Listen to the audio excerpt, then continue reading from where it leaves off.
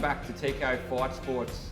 Given the pattern tonight of changing trends with what we're talking about, we're going to enter the world of Brazilian Jiu-Jitsu, and we are very lucky to be joined by probably one of, if not the fastest rising prospect in Jiu-Jitsu in this country, Dan Schuardt. Welcome aboard. Hey, thanks for having me. Vic Grujic, I'm going to sit back and just watch what you two talk about. So the floor is yours, my friend. No, actually, I kind of like when you chime in and ask some questions too. So I will try maybe one.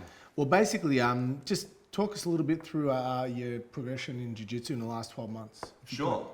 So a little over 12 months ago, my old school, Extreme, closed down in Ringwood, which is a bit of a shame. But anyway, and then from the ashes, Empire MMA rose, and they asked me to come across and be a coach and get like a percentage of the business. So I was like, ooh, might get in on that. Anyway, after that, I was encouraged to join and do some training at Absolute MMA in St Kilda under the tutelage of Lockie Giles, Craig Jones when he's not gallivanting about the world, and a bunch of other like real savage grapplers.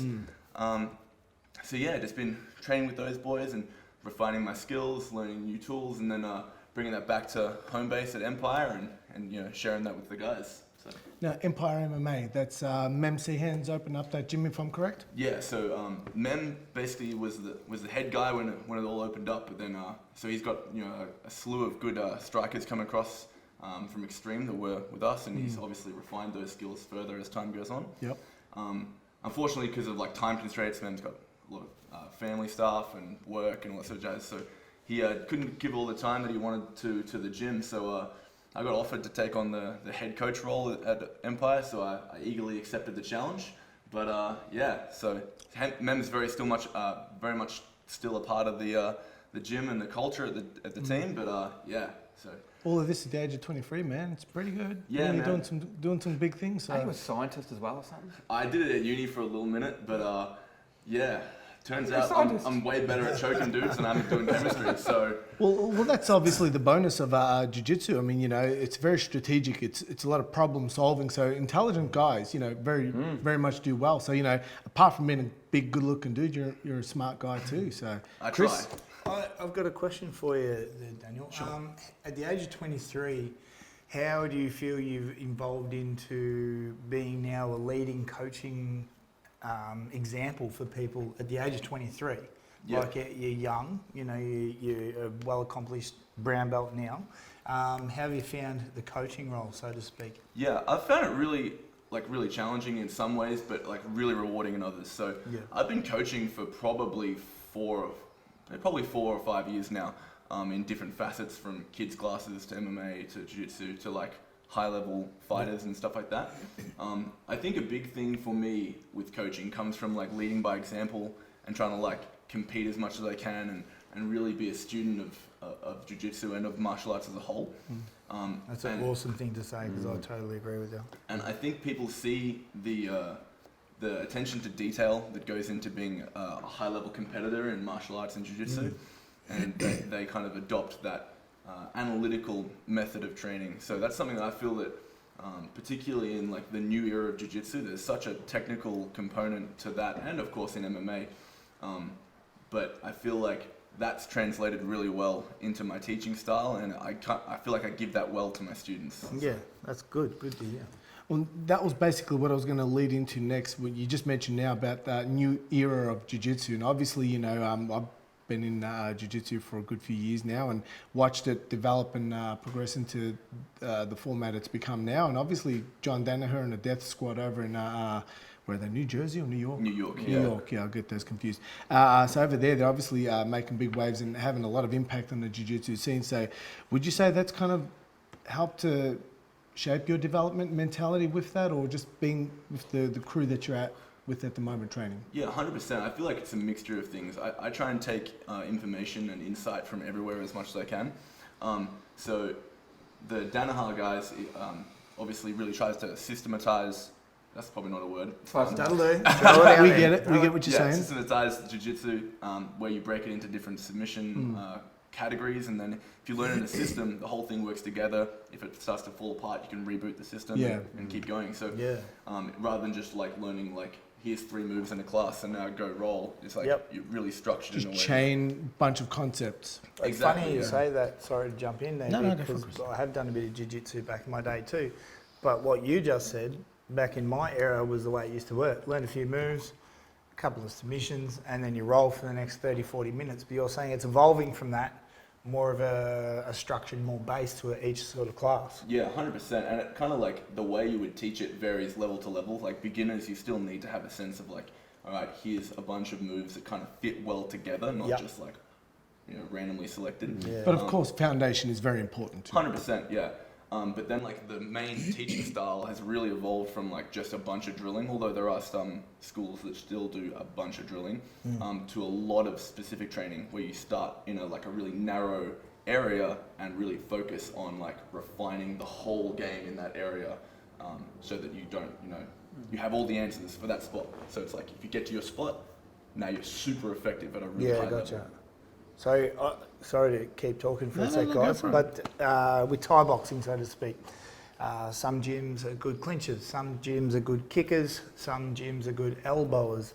Is it now in today's era with what you're saying, Vic, with development of jiu-jitsu, do gyms now revolve around all the spider guard or the half mount or something like that? Is that the way the BJJ scene is developing, that they're really concentrating on a certain setup and area and then everything comes off that? So it's an interesting question, and it kind of depends on gi and no gi. So gi has a lot of single leg X, a lot of De La Riva. There's been some debate about whether or not like Berimbolo from De La Riva has been effective lately. Yep. Shout out Keenan Cornelius, it's pretty funny. But I'm a little bit of a believer in Berimbolo, I'll be honest. But there's a lot of stuff in jiu-jitsu, and so ultimately what you see at like the world level, kind of like streamlines what isn't effective. Pretty much, if you see it work at Worlds, it's really it's battle tested more or less. But if you see it on Instagram, it's probably a bit it can be questionable. No, that's understandable. Whereas in no gi, so in gi, for example, there's like all this innovation that always helps to grow it. In no gi especially, it's really like compounded into like a way in which like guard, in the traditional sense of like playing, just a classic sweeping kind of guard. It's really high risk because like passing is so much more effective lately. Pretty much in no gi, if you're using guard, you're using it to get to takedowns, like coming up on single legs or entangling legs and using that to sweep or submit your opponent. So Gets right into it. I love it. Just the amount of detail there. Let's just quickly change topic for a split second. Coffs Harbour International. Now, run us through that a little bit. And there was a particular big name there that you managed to cap. I'll let you do the talking on this one, if you will. Please. Sure.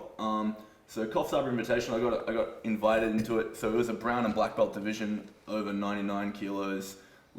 Sorry, what are you sitting at now? What's your weight?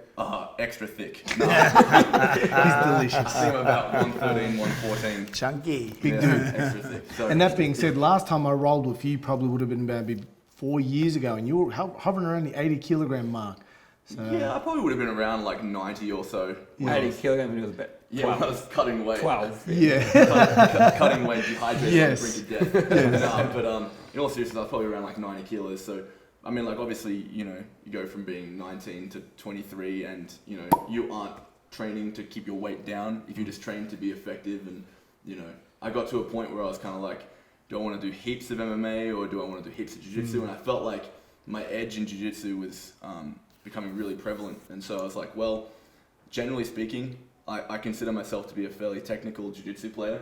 And so most big guys can get away with just being really big and relying on their thickness. So the Coffs Harbour, what weight was that at? That was over 99. Over 99. So over 99, and you said you took a big name over there. Yeah, so I fought two guys to win the four-man. So I fought Tom Davey from the Grappling Academy in Adelaide. Okay. Anyway, basically he tried to toe hold me, but they don't work. And then I took his back and rear naked choked him. And then I fought Daniel Almeida. Ended up pulling guard, sweeping, and then going for a flying triangle, and then using that opportunity to get at his legs.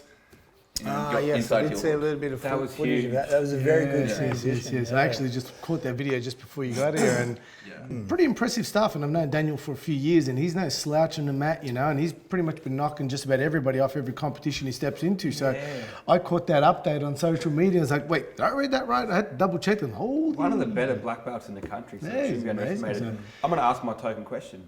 Is that all right? One.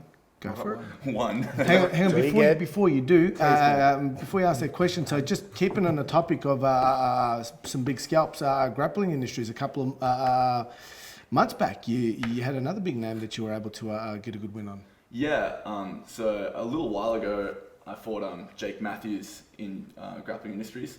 It was a good win, but I made a terrible mistake at the start. I pulled some inverted crap, and then my hips fell, and he shot and got a pass like 20 seconds into the match, so I was already down by 3.